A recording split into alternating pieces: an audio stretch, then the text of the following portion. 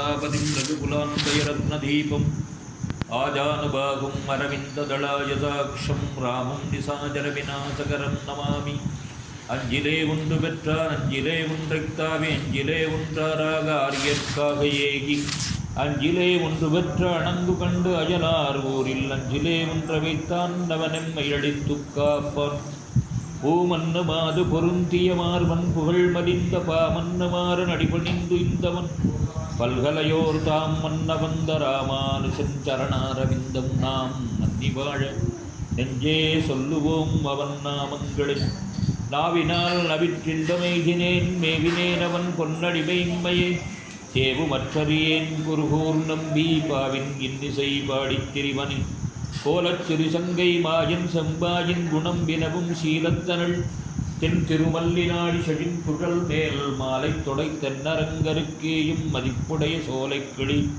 அவள் தூய நற்பாதம் துணை நமக்கே. எல்லாம் வல்ல இறைவனும் ஸ்ரீ பூமியிலாதாமோத்தியுள்ள மகாலட்சுமி சமயத்திலும் ஆகிய தெய்வீக வாசுதேவ சுவாமி தேவி சரணாரவிந்தத்தை பணித்து தூங்குகின்றோம். கனகர ஜதச்சக்கரம் பாசுராரண்ய சக்கரம் கிரிவர குருச்சக்கரம் கேசவ சுவாமி சக்கரம் அசுரணி தனச்சக்கரம் காலதண்டாக்னி சக்கரம் பவது பவது சக்கரம் பந்தவோ விஷ்ணு சக்கரம் ராகவம் கருணாகரம் முனிசேவிதம் சுரபந்திதம் ஜானகீவதனாரவிந்த திவாகரம் குணபாஜனம் வாலிசூணுக்ருதீக்ஷணம் ஹனுமத்பிரியம் கமலேக்ஷணம் யாதுதான பயங்கரம் பிரணமாமி ராகவகுஞ்சரம் கூஜந்தம் ராம ராமேதி மதுரம் மதுராட்சரம் ஆருஹ்ய கவிதா சாகாம் வந்தே வால்மீகிகோகிலம் வால்மீகேர்முனிசிம்ஹஸ்ய கவிதா வனச்சாரிணः शृण्वन् रामकथानाथं को न याति परां गतिं यद्धिपन् सततं रामचरितामृतसागरम् अतृप्तस्थं मुनिं मन्ते प्राचेदसमकल्मषं गोष्पतीकृतवारासिं मसकीकृतराक्षसं रामायणमहामालारत्नं वन्दे नीलात्मजम् अञ्जनानन्दनं वीरं जानकीसोगनासनं कपीसं मक्षहन्तारं वन्दे लङ्काभयङ्करम् मनोजवं मारुततुल्यवेगं जितेन्द्रियं बुद्धिमतां वरिष्ठं वातात्मजं वानरयूतमुख्यं श्रीरामदूतं शिरसा नमामि उल्लङ्घ्य सिन्धोः सलिलं सलीलं यस्सोगवह्निं जनकात्मजायाः आधाय तेनैव ददाकलङ्कां नमामि तं प्राञ्जलिराञ्जनेयम् आञ्जनेयं मदिपाटलाननं काञ्चनात्रिगमनीयविग्रहं पारिजाततरुमूलवासिनं भावयामि पवमाननन्दनं यत्र यत्र रघुनाथकीर्तनं तत्र तत्र हुतमस्तकाञ्चनिं बाष्पवारि परिपूर्णलोचनं मारुतिं नमत रक्षसान्तकं वेदवेद्ये परे पुंसि जाते दशरथात्मजे वेदः प्राचेदसादासीत् साक्षात् रामायणात्मना तदु भगत समाससन्ति योगं सममधुरोपनतर्कवाक्यबद्धं रघुवरचरितं मुनिप्रणीतं दशशिरसवतं निशामयत्वं श्रीराघवं दशरथात्मजमप्रमेयं सीतापतिं रघुकुलान्वयरत्नदीपम् आजानुबाहुं अरविन्ददलायदाक्षं रामं निशाचरविनाशकरं नमामि वैदेहीसहितं सुरद्रुमतले हैमे महामण्डपे मध्ये पुष्पकमासने मणिमये वीरासने संस्थितम् अग्रे वाचयति प्रपञ्चनसुते तत्त्वं मुनिभ्यः परं व्याख्यान्तं भरतादिवित्परिवृतं रामं भजे श्यामलं दूरीकृतसीतार्तिः प्रकटीकृतरामवैभवः मूर्तिः दारितदशङ्ककीर्तिः पुरतो ममपातु हनुमतो मूर्तिः सर्वत्र गोविन्दनामसङ्कीर्तनं शिवप्रियान एम्बेरुमान ராமனாக அவதாரம் பண்ணி தர்ம சம்ஸ்தாபனம் பண்ணினார். ராமன் மாதிரி எல்லாரும் நடந்துக்கிட்டுறதுன்றது ரொம்ப கஷ்டம். ஆனால் ராமனை நினச்சி ராமன் மாதிரி வாழணும்னு ஆசைப்பட்டு சில விஷயங்களில் நடந்ததாலே நம்ம பெரியவாழ் ஆகிடலாம். அதுன்னு ராமனுடைய சரித்திரம் சாரித்திரேன சகோயுக்தா அப்படின்னு சரித்திரத்தினால ராமன் நிற்கிறான் அப்படின்னு. இன்றைக்கி வரைக்கும் இந்த ராமாயணத்துக்கு ஈடான ஒரு சரித்திரம் இல்லை அப்படின்னு சொல்லும்படியான ஒரு சரித்திரம் இந்த ராமாயணம். ஆயிரக்கணக்கான வருஷங்களாக இதுக்கு முன்னாலேயும் இருந்தது, ஆயிரக்கணக்கான வருஷங்களாக இதுக்கு பின்னாலேயும் இருக்க போகிறதுன்னு பிரம்மாவுடைய ஒரு வாக்கு. அதனால் ராமாயணங்கிறது நமக்கு வழிகாட்டி நூலாக இருக்குது. ஆச்சரியமாகத்தானே பட்டாபிஷேகம் பண்ணணும் ராமனுக்கு, யவராஜ்யாபிஷேகம் பண்ணணும்னு ஆரம்பிச்சு, யவராஜ்யாபிஷேகம் பண்ணணும் அப்படின்றதுக்கான ஏற்பாடு பண்ணி ஜனங்கள்லாம் கூட்டி எல்லாத்தையும் சொல்ல, எல்லாரும் யவராஜ்யாபிஷேகம் பண்ண புறா ராமனுக்கு எல்லாரும் வந்து கூடி சந்தோஷப்பட இந்த செய்தியை கைகேயிக்கு சொல்லணும். எந்த செய்தியாக இருந்தாலும் முதல்ல கைகேயிக்கு சொல்லணும்னு ஆசைப்படுவார். இதை மட்டும் சஸ்பென்ஸாக வச்சுட்டு இருந்து அப்புறம் போய் சொல்லணும். என்ன சந்தோஷமாக இருப்பாங்களோ. ஏன்னா ராமபட்டாபிஷேகம் அப்படின்னா அவ்வளவு பிரியமாக ராமனிடத்தில் கௌசலையை காட்டிலும் சுமித்திரையை காட்டிலும் கைகேயிக்கு அவ்வளவு ஆசை. ராமனும் கைகேயம்மா கூடயே தான் இருப்பார். அப்படிங்கிறதுனால ராமபட்டாபிஷேகம்னா ரொம்ப சந்தோஷப்படுவான். சர்ப்ரைஸாக போய் சொன்னால் அவளுக்கு ரொம்ப சந்தோஷமாக இருக்குமேன்னு நினைக்கிறார். அதனால் இவர் முன்னேற்பாடுகளெல்லாம் பண்ணிவிட்டார். அதுக்குள்ளேயும் சைரந்திரியான கூனி பாட்டி போய் சொல்லிவிட்டார். கூனி பாட்டி சொன்னது ரொம்ப சந்தோஷப்பட்டார் கைகேயி. ஆனால் விதவிதமாக சொல்லி எப்படின்னு தெரியலேன்னு சொல்கிறார். வால்மீகியே சொல்கிறார், எப்படி மாறினாள் இந்த கைகேயி அப்படின்னு தெரியல. எல்லாம் மந்திரிச்சு விடுறதுன்னு சொல்லுவாள் இல்லையா அந்த காலத்தில். மந்திரிச்சு விட்டாங்கன்னா அப்படியே தன்னை தெரியாது. அந்த வால்மீகி பகவான் காட்டுற கைகேயினுடைய நிலை எப்படி இருக்குன்னா, அன்னிலேருந்து அவள் தன்னுடைய கைகேயாவே தன் சுயரூபத்தில் இல்லை. அவள் கண்கள்லாம் விரிஞ்சிருந்தது. என்ன பண்ணுறோன்னு தெரியாமல் இருந்தா, என்ன பேசுகிறோன்னு தெரியாமல் இருந்தான்னு சொல்கிறாள். அது மாதிரி இருக்காது கைகேயி. நாடக மயில் அப்படின்னு சொல்லுவார் ரொம்ப நாடுடைய வள்ளல். நாடக மயில் நடிக்கிறவாள் எப்படி வருவாளோ அது மாதிரி வேஷம். அதாவது ரியல் கைகேயி இல்லை அப்படிங்கிறதுக்காக தான் அந்த வாக்கியம். ரியலான கைகேயினோட சுபாவம் இல்லை. அவள் ஒரு நாடகத்தில் எப்படி நடிகன் வேஷம் போட்டுட்டா நடிக்கணும், அது மாதிரி ஒரு நாடகமாக இருந்தது அவளுடைய செயல் அப்படிங்கிறத காட்டுறாள். அப்போது அந்த கைகேயி மாதா கோப அறை அப்படிங்கிறதுல போய் படுத்துக்கோன்னு சொல்லியிருக்கா அந்த பாட்டி. கூட வந்துட்டாள். அந்த பாட்டி யாருன்னே தெரியாது. நான் அந்த பாட்டி வந்து கூடயே வந்துட்டாள். இந்த பாட்டி ஏன் வந்தா, எங்கே பிறந்தா, எங்கே வளர்ந்தா, யார், ஜாதகம் என்ன யாருக்குமே தெரியாது அந்த பாட்டியோட ஜாதகம் இல்லையா. அவள் ஆனால் என்னென்னா கைகேயி வரும்போது எல்லாரும் சேடிகள்லாம் வருவாள் இல்லையா, சைன்யங்கள்லாம் வரும் இல்லையா, ஒரு பரிசு மாதிரி இல்லையா. நமக்கெல்லாம் இப்போ சீர் கொடுத்து அனுப்புகிறோம் குழந்தைக்கு, அது மாதிரி அவள்லாம் என்ன பண்ணுவான்னா ஒரு ராஜகுமாரிகளாக இருக்கிறதுனால அவள் கூட சைன்யங்கள்லாம் வரும். இது மாதிரி சேடிகள்லாம் வருவாள். அதோடு இந்த பாட்டியை நான் பார்த்துக்கிறேன், நான் கைகேயி பார்த்துக்கிறேன்னு ஏறிப்பான்ட்டேன் வண்டியில். சரி, வயசான பாட்டி வரேன்னு சொல்கிறா, அவளை எதுக்காக வேண்டான்னு சொல்லுவானே கூட்டின்னு வந்து. அப்படி வந்தவளா அந்த பாட்டி அன்னிலேருந்து அரண்மனையிலே இருக்குது. கைகேயிக்கு வேணுங்கிறதெல்லாம் செஞ்சு கைகேயி கூடயே இருந்தது. கைகேயிக்கு ஒரு வயசானவா இருந்தால் நல்லது தானே அப்படின்னு இருக்காள். அது அழகாக சொல்கிறார். ராமனுக்கு சங்கல்பத்தினால தானே ராமனோட அவதாரம். ராமன் சங்கல்பம் என்னன்னா, ஒவ்வொருத்தரும் ஒரு காரணம். ஒரு அவதாரத்துக்கு பல காரணம் இருக்கும். ஒரு காரணம் மட்டும் சொல்ல முடியாது, பல காரணம் இருக்கும். அதில் ஒரு காரணம் ராவண சம்ஹாரம். ராவணன் சம்ஹாரம் பண்ணுறதுக்காக ராவண அவதாரம் பண்ணினார் அப்படின்னு தெரியும். அப்போது தேவர்கள் வேண்டிண்டா ராவண சம்ஹாரம் ஒரு காரணம் தான் இல்லையா. ஆனால் அந்த காரணம் எப்படி இருக்குன்னா, ராவண சம்ஹாரம் பண்ண வேண்டிதான், ராமன் தான் ராவண சம்ஹாரம் பண்ணி ஆகணும். ஆனால் அயோத்தியோ ஒரு அமைதியான ஒரு பிளேஸ், யுத்தமே இல்லாமல் வந்துட்டுருக்கு பிளேஸ். அதில் இருக்கக்கூடிய ராஜாக்களும் யுத்தத்தை விரும்பினவாள், யுத்தத்தினால சக்கரவர்த்தியானவாள், எல்லாரும் பிரியத்தினால சக்கரவர்த்தியானாலே தவிர இந்த ராஜாவுக்கு கீழே இருந்தால் நமக்கு நல்லதுன்னு எல்லா அரசர்களும் சிற்றரசர்கள் நினைச்சார்கள். 64 தேசாதிபதிகளும் இவர் தலைமையில் இருக்கிறதுக்கு விரும்பினார்கள்.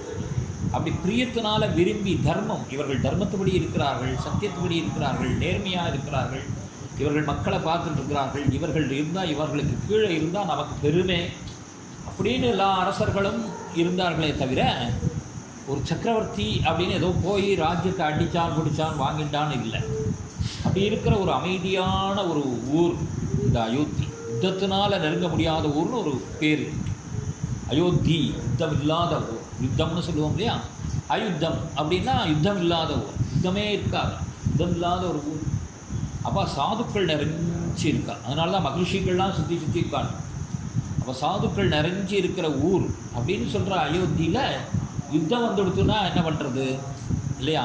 நம்ம இப்போ ராமனா அவதாரம் பண்ணிட்டோம், நம்ம போய் ராவன்கிட்ட யுத்தம் பண்ணணும் அப்படின்னு சொன்னால் நம்ம அதுக்கு தான் அவதாரம் பண்ணிக்கணும் எப்படி தெரிஞ்சு விடும். ஏன்னா எதிரிகள் எங்கே வரான்னு பார்த்துட்டே இருப்போம் இல்லையா. அப்போது ராமன் எதிரி அப்படின்னு தெரிஞ்சால் நான் போய் பட்டாபிஷேகம் பண்ணிட்ட உடனே என்னை பற்றி இன்னும் ஃப்ளாஷ் ஆகும். அப்போ என்ன பண்ணுவான்னா ராவணன் நேரம் இங்கே வருவான், அந்த மக்கள்லாம் இம்சை பண்ணுவான்.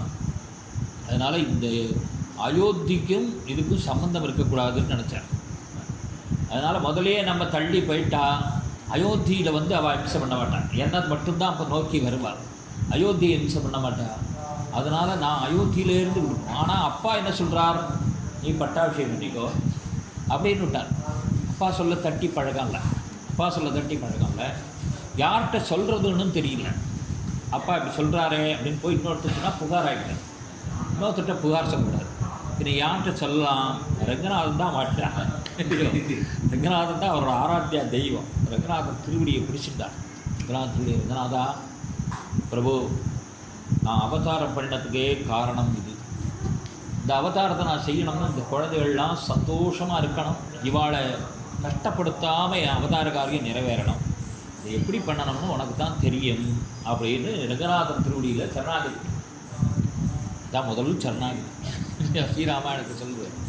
ரங்கநாதன் திருவடியில் ரங்கநாதன் என்ன பண்ணினார்னா, அவர்கிட்ட ஏற்கனவே அவர் ரங்கநாதன் பூலோகத்துக்கு வரும்போதே மாயா அப்படின்னு சொல்கிற விஷ்ணு மாயா சக்தி கூட கூட்டின்னு வந்துடுறார் இல்லையா. அவளை கூட்டின்னு வந்துடுறார். இன்றைக்கி ஸ்ரீரங்கத்தில் பார்க்கலாம், அவள் சன்னிதானம் இல்லையா. அந்த விஷ்ணு மாயா என்ன பண்ணாள்னா உடனே பிரவேசமாகி யாரையாவது ஒருத்தர் மனசை கலச்சுவிடு. பொதுவாக நம்ம சொல்லுவோம் இல்லையா, தெய்வம் மனுஷ ரூபேனான்னு ஒரு வார்த்தை எல்லாருக்கும் தெரியும். மனுஷா ரூபத்தில் தான் தெய்வம் நம்மளை காப்பாற்றும், நம்மளுக்கு ஒரு செய்கிற உதவி. ஆனால் எந்த மனுஷால்னு நமக்கு தெரியாது. நம்மளா ஒரு மனுஷாள் இவா செய்ய போகிறா அவா செய்ய போகிறான்னு நினச்சோம்னா சரி வருமா சரி வராதான்னு தெரியாது.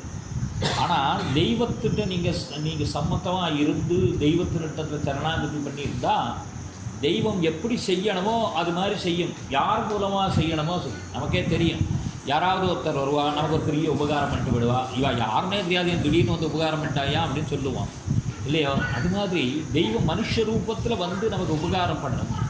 இப்போ யாராவது ஒரு மனுஷாள் மூலமாக தான் நமக்கு இந்த பிரயோகம் பண்ண முடியும். என்ன பண்ணினா இந்த விஷ்ணு மாயான்னா நேராக போய் இந்த பாட்டியை பிடிச்சிட்டான். இந்த பாட்டியை பிடிச்சிட்டா இந்த பாட்டி அங்கேருந்து வந்து இவள்கிட்ட வந்து என்ன சொல்லணுமோ சொல்லி அந்த மாயையினால் மாறினாள் அப்படின்னு. இல்லாண்டா கைகேயி மாற மாட்டா. இந்த மாயை பிரயோகம் பண்ணப்பட்டது பகவானால், அந்த மாயையினால் மாறிவிட்டாள். கைகேயி அப்போ வேஷம் போட்டபடி நடித்தான் இல்லையா. நடிக்கிறதுல சொதப்படாது. வேஷம் போடும்போது நமக்கு அந்த நினைவே இருக்கட்டும், நம்ம யாருங்கிறதே மறந்து போயிடணும். இந்த பாத்திரமாக ஆகணும், அதான் உண்மையான நடிப்பாக இருக்கும் இல்லையா. அப்போ அந்த பாத்திரமாகவே ஆயிட்டாளாம். இந்த கைகை கண்ணு மாறி போயிடுத்து, உடம்பு மாறி போயிடுத்து, பேசுனுடைய துணி மாறி போயிடுத்து இல்லையா, பாடி ஸ்ட்ரக்சர்லாம் மாறி போயிடுச்சு, அப்போ என்ன பண்ணான்னா அவள் கோபாறையில் போய் படுத்துக்கோன்னு சொன்னால் கோபாறைக்கு போன உடனே அவளுக்கு அந்த அந்த அந்த கேரக்டர் வந்துடுச்சு. அப்படியே படுத்துட்டுருக்காள். பூமியில் படுத்துக்கூடாது பெண்கள், தலைவரி கோலமாக படுத்துக்கூடாது, ஆபரணங்களை வீசி எறியக்கூடாது, புஷ்பங்களை கலைச்சி போடக்கூடாது, இதெல்லாம் சாஸ்திரம் சொல்கிறது இல்லையா. இதெல்லாம் அங்கே நடந்தது இல்லையோ. அப்படி தன் நிலை மறந்து விட்டாள். ஒரு பொண்ணு செய்வாள் அவங்க இல்லையா. கணவனோடு இருக்கக்கூடிய ஒரு பொண்ணு அமங்கலமான காரியங்களை செய்ய விரும்புவாள், விரும்ப மாட்டாள் இல்லையா. இப்போ எல்லாம் நடந்தது, எல்லாத்தையும் கலைச்சி போட்டு அப்படி இருந்தாள். இவர் வராரு, எங்கே போனோம் கைகே எங்கே போனான், கைகேட்ட செய்தி சொல்லணுமே பரபரன்னு வரா. வந்தால் கைகே அரண்மனையில் இல்லை, அரண்மனையில் இல்லாமல் எங்கே போனா அப்படின்னு நினைக்கிறா. அங்கே இருக்கிறவாள்லாம் அப்படி ஒரு மாதிரி பார்க்குறா, இவரை பார்த்து விலகிறா. எப்படி சொல்கிறது ராஜாட்ட, ராஜாவா கேட்குறா, என்னம்மா சொல்லுமா அப்படின்னா. கோபாறைக்கு போக வேண்டியதுன்னா அவளை யார் கோபப்படுத்துறதுக்கு என்ன நடந்தது, கோபாறைக்கு போக வேண்டிய அவசியம் இல்லையே அப்படின்னு நினச்சிட்டா. விறுவிறுன்னு கோபாறைக்கு வராராம். வரும்போது மேல் துண்டு புரள்றது, தரையில் புரள்றது. சகுனங்கள்லாம் இருக்கு இல்லையா, சகுனம்னு சொல்லுவாள். நம்ம ராஜாவுக்கு வந்து மேல் துண்டு ஒரு ஆபரணம், அது மாதிரி கையில் இருக்கிற செங்கோல், தலையில் இருக்கிற கிரீடம், இதெல்லாம் ஆராதனை பண்ண தகுந்த ஒரு கையில் இருக்கிற வாளுக்கே மாலெல்லாம் போடுவாள். கல்யாணம் பண்ணுறதுன்னா வாளுக்கு மாலை போடுவாள். அது மாதிரி அதே மாதிரி கிரீடம்னா மன்னரோட முடி வருது அப்படின்னா அதுக்கு ஒரு தனி சிறப்பு, மன்னரே வந்த மாதிரி அது செங்கோல்னால் செங்கோல் சாட்சாத் நீதி பரிபாலனம் பண்ணலாம், கையில் ஒரு கோல் தவறக்கூடாது செங்கோல். அது மாதிரி மன்னருடைய வாழ், மன்னருடைய உபகரணங்கள், பொதுவாகவே மன்னருடைய உபகரணம், பெருமாள் வந்தால் பெருமாளுடைய வாகனங்களில் நம்ம ஏற மாட்டோம் இல்லையா, பெருமாள் இருக்கிற இடத்துல ஏற மாட்டோம் இல்லையா, பெருமாள் இருந்த இடத்துல ஏற மாட்டோம், இப்படிலாம் வச்சுருக்கோம் இல்லையா. அப்போது அந்த மரியாதை இல்லையா, மன்னர்னால் மன்னருடைய உபகரணங்கள் எல்லாமே அந்த அரசருடைய சம்பந்தப்பட்டது, அதுக்கான மரியாதை உண்டு. அப்போ அந்த மேலே போட்டுருக்கிற துண்டு அப்படின்னு சொல்லக்கூடியது ஒரு அரச அடையாளம், அதை எப்படி போட்டுக்கணும்னு இருக்குது இல்லையா. ஒருத்தருக்கும் ஒரு துண்டு போட்டுக்கிறதுல வித்தியாசம் இருக்குது, யார் எப்படி போட்டுலாம் எல்லாருக்கும் தெரியும், அடையாளம் தெரியும். அது மாதிரி துண்டு இப்படி போட்டுருக்காரா, இவருடைய அந்த மேலே ஆடை வந்து புரள்றதான், தரையில் புரளக்கூடாது, பூமியில் புரளக்கூடாது, சக்கரவர்த்தி. ஆனால் தன் போகிற வேகத்தில் தெரியலையா அந்த துண்டு கீழே புரள்றது, அதுவே அபசகுணமாச்சுன்னா தரையில் போய் புரள்றதா. இப்படி போகிறார், என்னப்பா என்ன ஆச்சோ கைகேயி, என்ன ஆச்சோ கைகேயின்னு அரண்மனைக்குள்ளே வந்தால் கைகேயி பெரிய ஹாலில் தனியாக படுத்துட்டுருக்கா, அதுவும் ஒரு சிம்மாசனத்தில் உட்காந்துக்கல, ஒரு சாதாரண இதில் உட்காந்துக்கல, ஒரு படுக்கையில் இருக்கணும் அப்படி எதுவும் இல்லை, தரையில் படுத்துட்டுருக்கா. தரையில் ஒரு ராணி படுத்துட்டுருக்காளே, இதை பொதுவாகவே தரையில் படுத்துக்க கூடாது, ராணி தரையில் படுத்துட்டாள் அப்படின்னா அது இன்னும் அவருக்கு மனசு கஷ்டமாக போயிடுச்சு. ஏன் இப்படி படுத்துட்டுருக்காங்க, என்ன சொன்னால், யார் என்ன சொன்னால், இவ்வளவு கோபம் வர்றதுக்கு காரணம் என்ன, தன் நிலை மறந்து போனால் கோபம். சுற்றி பார்த்தா ஆபரணங்கள்லாம் செதிரி இருக்குது, புஷ்பங்கள்லாம் செதிரி இருக்குது, தலைவெறி கோலமாக இருக்கா, பார்த்து என்ன கைகேயி உடம்புக்கு ஒன்றும் இல்லையே, என் உடம்புக்கு ஏதாவது பிரச்சனையா, உனக்கு யாராவது நீ சொல்லி உன்னை கூட்டின்னு போகாமல் பார்க்காம விட்டுட்டாளா, கவனிக்காமல் விட்டுட்டாளான்னு ஓடி வரார். ஓடி வந்து மடியில் தூக்கி வச்சுக்கிறார், வச்சுட்டு தடவி கொடுக்குறார், உடம்புக்கு எதுவும் இருக்கோன்னு பார்க்குறார். ஏன்னா அவர் ராஜா இல்லையா, எல்லா கலைகளும் தெரிஞ்சவா, அதனால் வைத்தியம் தெரியும். நாடி எப்படி பார்க்குறார், நாடி இருக்கா, கரெக்டாக துடிச்சுட்டு இருக்கா, இன்னும் பிரச்சனை இல்லாமல் இருக்கா, உடம்புல என்ன நோவு இருக்குது கேட்குறாரு. என்னம்மா ஒன்றும் இல்லையே, ஏன் இங்கே வந்து பண்ணுறதுக்கு என்னன்னு சொல்லு அப்படின்னார். ஒரு தரம் கேட்டார், 2 தரம் கேட்டார், பல தரமாக கேட்குறார், பலவாறாக கேட்குறார். நான் உனக்கு என்ன குறைவு வச்சுருக்கேன், உனக்கு என்ன வேணுங்கிறதெல்லாம் செய்வான், இந்த ராஜ்யத்தில் யார் உனக்கு வந்து அபத்தமான காரியத்தை செஞ்சுடுறான், உனக்கு வேணுங்கிறதெல்லாம் செய்கிறாளே எல்லாரும், உனக்கு என்ன வேணுமோ கேளு, நீ கேட்குறதெல்லாம் வரவழைச்சிடுவோம், எந்த உலகத்தில் எந்த மூலையில் இருந்தாலும் நீ கேட்குற பொருளை கொண்டு வந்து கொடுத்துடலாம், அதனால் உனக்கு என்ன வேணுமோ கேளு, எதனால் இப்படி இருக்க அப்படின்னு சொல்லு அப்படின்னு கெஞ்சறார். மறுபடியும் தடவை கொடுக்குறார், மறுபடியும் சொல்கிறார். இல்லை உனக்கு ஏதாவது செய்யணும்னு இருக்கா, யாருக்காவது செய்யணும்னு இருக்கா, யாரும் மறுத்துட்டாளா, இல்லை நீ சொல்லி கேட்காம இருந்துட்டாளா, நீ சொல்லி யாரும் கேட்காம இருந்துட்டாளா, உன்னை அவமரியாதைப்படுத்தி விட்டாளா, எதனால் இப்படி ஒரு கோபத்தில் இருக்க, கோபப்படுறதுக்கு காரணம் என்ன, அயோத்தியில் இதுவரைக்கும் உன் மேலே அவ்வளவு மரியாதையாக இருந்த மக்களாச்சே, இல்லை யாராவது சேவர்கள் புதுசாக ஏதாவது வேலைக்கு நியமிச்சிருந்தா அவள் வந்து ஏதாவது தெரியாமல் நடந்துட்டுருக்கலாம், அப்படி ஏதாவது நடந்துட்டாளா, எல்லாம் பலவாராக கேட்டுட்டே வர. பெரிய கான்வர்சேஷன், 3 நாள் உபன்யாசம் பண்ண வேண்டிய கான்வர்சேஷன், அவ்வளவு விஷயம் பேசுகிறார். இப்படி படுத்துட்டு இருக்கியே அப்படின்னு உனக்கு அப்புறம் தர்மத்தை சொல்கிறார்.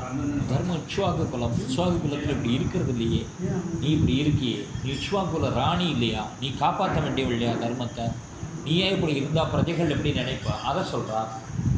அதுக்கப்புறம் சொல்கிறார், நீ கேட்டால் எதையுமே மறுக்க மாட்டேன், யாரை வேணாலும் எப்படி வேணாலும் ஆட்டுன்னு சொல்லு, நான் செய்கிறேன் அப்படின்னெல்லாம் சொல்கிறார். அது இன்னொரு வார்த்தையும் சொல்கிறார், தண்டிக்கக்கூடாதவனை தண்டிக்கிறேன், யாரை தண்டிக்கக்கூடாதோ இருந்தாலும் நீ சொன்னால் நான் தண்டிக்கிறேன் இல்லையா, தண்டிக்க வேண்டியவனை விடுன்னு சொன்னால் விட்டுடுறேன் இல்லையா. ரொம்ப பேர் கை கொடுத்துடும்,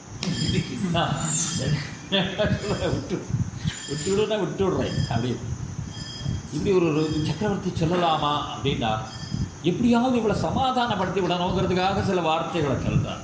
அப்படி சொல்கிறார், நீ உனக்காக நான் எது வேணாலும் செய்வேன், எனக்கு பெண்கள்லேயே பிடிச்சவன் நீ தானே, கைகேயி தானே, ஆண்கள்லேயே பிடிச்சவன் ராமன் தானே இல்லையா, நான் ராமன் ஆணையாக சொல்கிறேன். கடைசியாக சொல்கிறார், இவர் வந்தது சாயரட்ச, இவர் வந்த டைம் சாயரட்ச டைம், இவர் பேசி பேசி பேசி பேசி பேசி இல்லையா கொஞ்சம் கொஞ்சமாக அவளை கொண்டு வரச்சே 1 மணி ஆகிடுதான், ராத்திரி 1 மணி வரைக்கும் கெஞ்சிருந்தான் இல்லையா.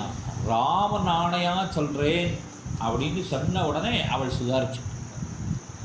அவள் சொல்கிறான், ஏன்னா அந்த பாட்டு சொல்லியிருக்கான், ராமன் ஆணையான்னு சொல்கிற வரைக்கும் எந்திருக்காதே, கண்ணை திறக்காதே, பேசாதே, எல்லாம் சொல்லியிருக்கா இல்லையா. ராமன் ஆணையா சொல்கிறேன் அப்படின்னோன்னா அப்படி நிமிர்ந்து இப்படி பார்த்தாள ராஜாவை. நிமிர்ந்து பார்த்தோன்னா அவருக்கு பயமாக போயிடுச்சு. கண்ணெல்லாம் சிவன்னு சிவந்திருக்கு, கலங்கி போயிருக்கு, தன் நிலையில் இல்லை. என்னமோ ஆயிடுத்தோன்னு நினைக்கிறார்.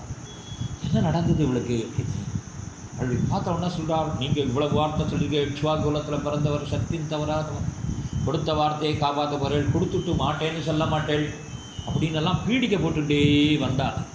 தெய்வங்கள்லாம் சாட்சியாக இருக்கட்டும், நீ சொன்ன வார்த்தைக்காக எல்லாரும் சாட்சியாக இருக்கட்டும், என்னுடைய இஷ்ட தெய்வங்கள் குல தெய்வங்கள்லாம் சாட்சியாக இருக்கட்டும், பிதிர் தெய்வங்கள்லாம் பார்க்கட்டும், உன்னுடைய முன்னோர்கள்லாம் இதை கேட்கட்டும். நான் கேட்க போகிறேன், ஒரு முக்கியமான வரத்தை உங்கள்கிட்ட கேட்க போகிறேன், நீ கொடுத்த வரத்தை தான் கேட்க போகிறேன், புதுசாக ஒன்றும் கேட்க போகிறதில்ல. நீ சம்பராசுர யுத்தத்தில் 2 வரம் கொடுக்குறேன்னு சொன்னது தானம்மா. கொடுக்குறேன்னு சொன்ன வரத்தை நான் கொடுக்க மாட்டேன்னு சொல்லுவேனா? கொடுக்குறேன்னு சொன்ன வரம் தானே, அதை போய் நீ இப்போ இவ்வளவு நிர்பந்தம் பண்ணி கேட்பா. கொடுக்குறேன்னு சொன்ன வார்த்தை நான் கொடுத்துட்றேனே, அப்புறம் கொடுக்குறேன்னு சொல்லிவிட்டு அப்புறம் மறுக்கப்படாது, நாளைக்கு அதுக்கு சாக்கு சொல்லப்படாது, அல்ல அது தர்மம்னு சொல்லி நியாயம்னு சொல்லி அப்படி இப்படின்னு ஏதாவது சொல்லுவேள். அதனால் ஒன்றும் சொல்லக்கூடாது, நான் கேட்குறத கொடுத்துடணும், கொடுத்தே ஆகணும், நீங்கள் கொடுத்தது உறுதி கொடுத்துருக்கீள், நீங்கள் இவ்வளவு சபதம் பண்ணியிருக்கீள், மறுபடியும் மறுபடியும் மறுபடியும் மறுபடியும் இப்படி திருப்பி திருப்பி பீடிக்க போனதம்மா. நீ சொல்லு, நான் கொடுக்குறேன், எதானாலும் கொடுக்குறேன், உனக்கு இல்லாமல் இந்த ராஜ்யத்தில் என்ன இருக்குது, உனக்கு எது வேணாலும் நான் கொடுப்பேன் சொல்கிறாள்.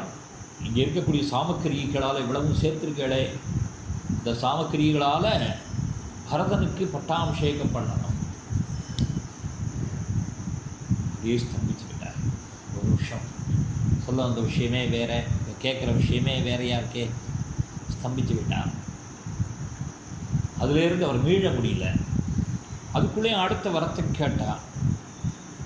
ராமன் மரவுரி தூள் கட்டி மாந்தூள் கட்டிட்டு கானகம் போகலாம் இல்லையா, தண்டகாரண்யத்துக்கு போகணும். தண்டகாரண்யத்துக்கு போகணும்னு மெனக்கிட்டு அந்த வார்த்தையை சொல்லி சொல்கிறான். தண்டகாரண்யம் போகணும், ஏன்னா பூனருக்கானம் நல்கி அப்படின்னா தமிழ்நாட்டாள். ஏன்னா புக முடியாத காடாக, இப்படி ஒரு பயங்கரமான காடு, புகுவதற்கு அரிதான ஒரு காடு, அந்த காட்டுக்கு போகணும் அப்படின்னு கீழே விழுந்துட்டார். அப்படியே பொத்து தண்ணியில் மறந்து போய் கீழே விழுந்துட்டார். மூர்ச்சியே இல்லை. மூர்ச்சியே இல்லைன்னா ஒரு பெண் என்ன பண்ணுவா, கணவன் கீழே விழுந்துட்டார்னா டக்குன்னு முகத்தில் ஜலத்தை தெரித்து சமாதானம் பண்ணி அப்படி எதாவது பண்ணணுமோ இல்லையோ, ஒன்றுமே பண்ணலை. ஏற்காலம் பார்த்த மணிக்கு இருக்கா இல்லையா, அவர் விழுந்த மாதிரி இருக்கா. ஏன்னா உள்ள யாரும் இல்லை, கோபரும், அதனால யாரும் வரத்துக்கு இல்லை, ஒத்துருமே இல்லை.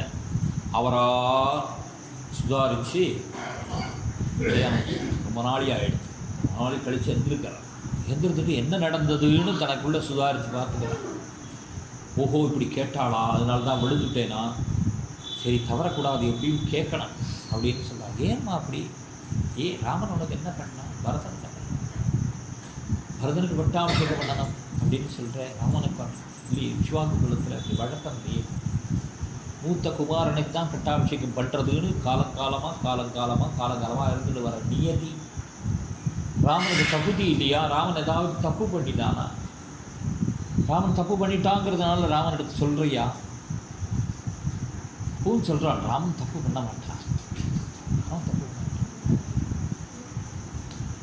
நான் வரம் கேட்குறேன், உங்கள்கிட்ட கொடுக்குறேன்னு சொல்லிட்டு அப்புறம் காரணம் கேட்காது, வரம் கேட்க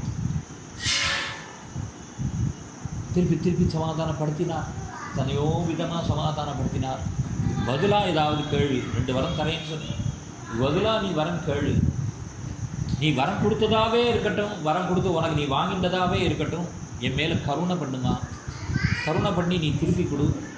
ஏன்னா கணவனுக்காக நீ விட்டு கொடுக்கலாம் இல்லையா, அதனால் நான் வரம் கொடுத்துட்டேன், உனக்கு வரத்தை நீ வச்சுக்கோ, வச்சுட்டு கணவனுக்காக, கணவனுடைய உயிருக்காக, ஏன்னா என்னுடைய உயிரை காட்டில் மேலானது வாக்கு, இல்லையா, சத்தியத்துக்காகத்தானே இருக்கேன்.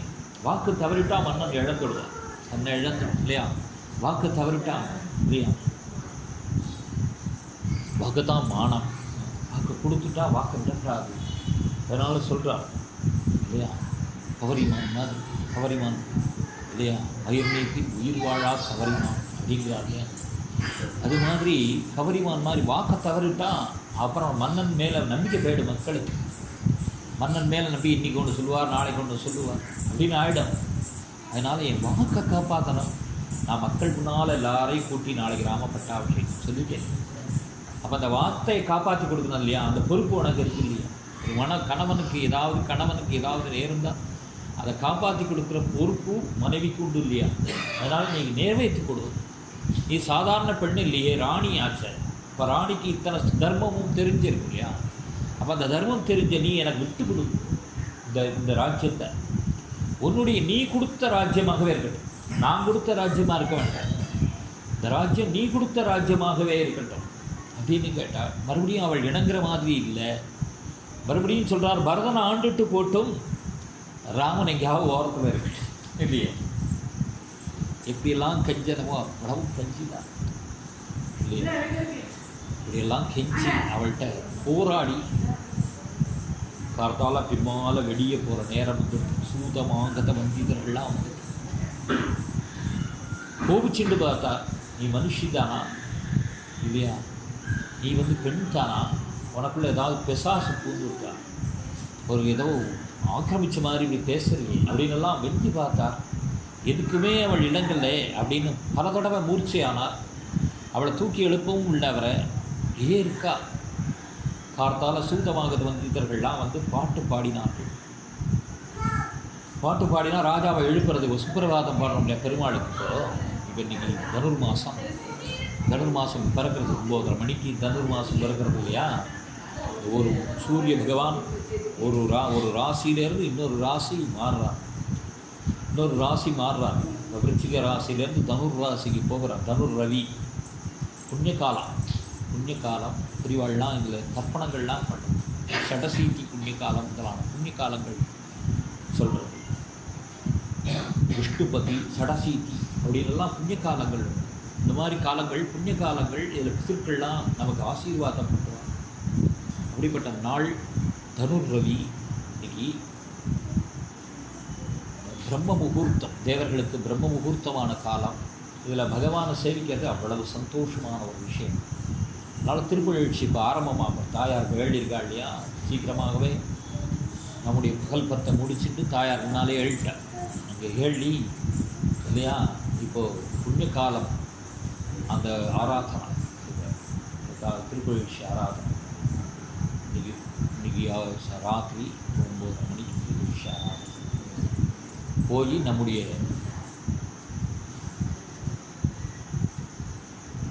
ஆச்சரியமாக தான் தொண்டரடிப்புடி ஆழ்வார் திருநாள் தொண்டரடிப்புடி ஆழ்வார் பாசுரத்தை ஆரம்பிக்கிறேன்.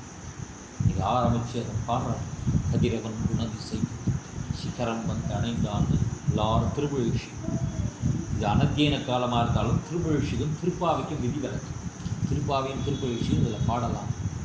திருப்பாவை எல்லாம் ஆண்டாள் ஒவ்வொரு வீடாக போய் எழுப்பி எல்லாரையும் அலங்காரத்தால் பிரம்ம முகூர்த்தத்தில் ஒவ்வொரு குழந்தைகளாக எழுப்பி எல்லாரையும் கூட்டிகிட்டு போய் திருமக்குளத்தில் போய் அதுவே யமுனா நதியாக இந்த ஊரில் இருக்கிற பெருமாளையே கண்ணனாகும். இந்த ஊர் பிருந்தாவனத்துக்கு போகல, பிருந்தாவன ஹிருதயத்திலே இருக்கும். ஸ்ரீவில்லிபுத்தூர் தான் பிருந்தாவனம். ஸ்ரீவில்லிபுத்தூரில் இருக்கிற இந்த குழந்தைகள் எல்லாம் கோபியர்கள் இல்லையா. இந்த கோபியர்கள் அத்தனை பேரையும் கூட்டிட்டு நம்ம போய் யமுனா நதியில் ஸ்நானம் பண்ணி, திருமக்குளம் தான் யமுனா நதி, திருமக்குளத்தில் ஸ்நானம் பண்ணி இந்த பெருமாளை வந்து சேவிக்கணும் பார்த்தால. அப்படிங்கிறது தான் திருப்பாவை பாசத்தோட பக்தர். அழகாக பகவான் சரணாகதி எப்படி பண்ணுறதுன்னு ஒரு 30 பாசுரம் 4000 திவ்ய பிரபந்தத்தோட சாரமாக இல்லையா. இத்தனை ஆழ்வார்களுடைய சாரமாக ஒரே ஒரு பெண் இல்லை. பிதா மாதிரி எல்லாரும், அப்பா மாதிரி எல்லா ஆழ்வாரும், எல்லா ஆழ்வாருடைய பாசுரத்தோட சாரம் திருப்பாவையில். இது மட்டும் சொல்லலை, வேத சாஸ்திர இதிகாச புராணங்களோட சாரமாக அது இருக்குன்னு சொல்லுவேன். வேதம் அனைத்திற்கும் வித்து ஆகும் போதை தமிழ். ஏன்னா எல்லாத்துக்கும் பிரமாணம் எடுத்து காட்டலாம். ஒவ்வொரு தமிழ் பாசுரம் தான் எல்லாருக்கும் பிடிக்கும். சுற்றி இங்கே கல்வெட்டு போட்டிருக்காங்க இல்லையா, தமிழ் பாசுரம் தான் எல்லாருக்கும் புரியும். ஆனால் அதில் இருக்கக்கூடிய அர்த்த விசேஷங்களை எடுத்தோம்னா வியாக்கியானம் இன்னும் பண்ணிகிட்டு இருக்காங்க. வியாக்கியானங்கள் ஆச்சரியமான வியாக்கியானங்கள் பிரிவாச்சாம்பிள்ளையிலேருந்து ஆரம்பித்து ஆச்சரியமான வியாக்கியானம், நம்மள வியாக்கியானம், ஈடு வியாக்கியானம் எல்லாம் அதில் பிரமாணமாக வச்சுட்டு தான் பிரிவாச்சாம்பிள்ளை வேண்டார். அவ்வளவு வியாக்கியானங்களும் போரும்னே இன்றைக்கி வரைக்கும் முடிவில்லை. திருப்பாவைக்கு அவ்வளவு வியாக்கியானம். வேதத்திலேருந்து எல்லா சாப்டர்லேருந்தும் திருப்பாவையில் எடுத்து கொடுக்கலாம். அது மாதிரி சாஸ்திரங்கள்லேருந்து எடுத்து கொடுக்கலாம். ராமாயணத்தில் ஒரு பகுதினா அது திருப்பாவையில் இந்த இடத்துலேருந்து எடுத்து கொடுக்கலாம். இந்த வாக்கியம் இதுலேருந்து வருது அப்படின்னு எடுத்து கொடுக்கலாம். அது மாதிரி பிரபந்தத்துலேருந்து எடுத்து கொடுக்கலாம். அது மாதிரி நீதி நூல்கள்லேருந்து எடுத்து கொடுக்கலாம். நீதி நூல் மனு நீதியில் ஆரம்பித்து இந்திர நீதி, சுக்கிர நீதி, ப்ரகஸ்பதி நீதின்னு நீதி நூல்கள் இருக்கு இல்லையா, நீதி நூல் பிரமாணத்தை திருப்பாவிலேருந்து எடுத்து கொடுக்கலாம். அப்போ திருப்பாவை எல்லாத்துக்கும் சாரமான ஒரு நூல். ஒரு 30 பாட்டு தான், 30 பாட்டு தான். சொன்னாலே புண்ணியம். பொருள் தெரிஞ்சு தான் சொல்லணும்னு அவசியம் இல்லை, சொல்லிட்டாலே பலன் அப்படின்டா. இப்படி ஒரு சரணாகதி அதுக்குள்ளே வச்சுருக்காங்க. சித்தஞ்சிறுகாலேன்னு ஒரு பாசுரம். ஒன்றும் தெரியாட்ட சித்தஞ்சிறுகாலையாவது பாடுங்கொண்டார் பக்தர் சொல்லு. அதனால் சித்தஞ்சிறுகாலை சொன்னால் போடுவான், அது சரணாகதி கொடுத்துட்றான். அந்த ஒரு பாசுரத்தில் அப்படி அவ்வளவு அர்த்தம் இல்லையா, அர்த்த விசேஷம். இந்த திருப்பு இந்த மார்கழி பறக்கிறது, இப்போது 9 மணிக்கு பறக்கிறது இல்லையா, இதிலேருந்து ஆரம்பித்து எல்லாரும் திருப்புகழ்ச்சி பகவான்கிட்ட பிரார்த்தனை எல்லாரும் பண்ணணும். கார்த்தார் இல்லையா, பெருமாள்கிட்ட போய் எழுப்பணும். அவன் தான் நமக்கு எல்லாம் லீடர். பகவான் தான் படைத்தான், பகவானால் தான் வாழ்கிறோம். பகவான் கொடுத்து தான் இயற்கை பகவானுடைய கட்டளையினால் செயல்படுறது. நம்மளை பார்த்துட்டே இருக்கா பகவானுடைய கட்டளையினால். தேவதைகள், அஷ்டதிக் பாலகர்கள், நவக்கிரக தேவதைகள், பஞ்சபூத தேவதைகள், இவள் பார்த்துட்டே இருக்கா. நமக்கும் பிரத்யட்சமாக தெரியும் பஞ்சபூத தேவதைகள் என்ன நமக்குள்ளே இயங்குறான்னு நமக்கு தெரியும் இல்லையா. எல்லாம் இயற்கையே பகவான் கட்டளையினால் இயங்குறது. காலம் பகவானுடைய கட்டளையார், காலஸ்வரூப்பியாக இருக்கான், இயற்கையோட ஸ்வரூப்பியாக இருக்கான், சர்வாந்தரியாமியாக இருக்கான், நமக்கு தாயாக தகப்பனாக இருக்கான். இந்த பூமி மாதா அவனுடைய பத்னி. அப்போ அவன் பிதா நம்மளை காப்பாற்றிட்டு இருக்கான். ஆகாசமாக இருந்து பூமியாக இருந்து பகவானும் பிராட்டியுமாக இருந்து நம்மளை காப்பாற்றிட்டு இருக்கான். ஒவ்வொரு க்ஷணமும் அவன் தான் நமக்கு ராஜா, அவன் தான் தலைவன். அவன் தலைவன், நம்ம தொண்டன். அவன் ராஜா, நம்மளாம் பிரஜைகள். அவன் அப்பா, நம்மளாம் குழந்தைகள். அவன் தாயார், நம்மளாம் இல்லையா சிசுக்கள். இப்படி அவன் தான் குரு, நம்மளும் சிஷ்யர்கள். பகவான் தான் எஜமான், எல்லாம் அவருடைய தொண்டர்கள், வேலைக்காரர்கள். பகவானுக்கு நான் தாசியன் இல்லையா. சம்பிரதாயமே தாசன் அடியே. யாருக்கு அடியே, யாருக்கு தாசன்? பெருமாள் அடி.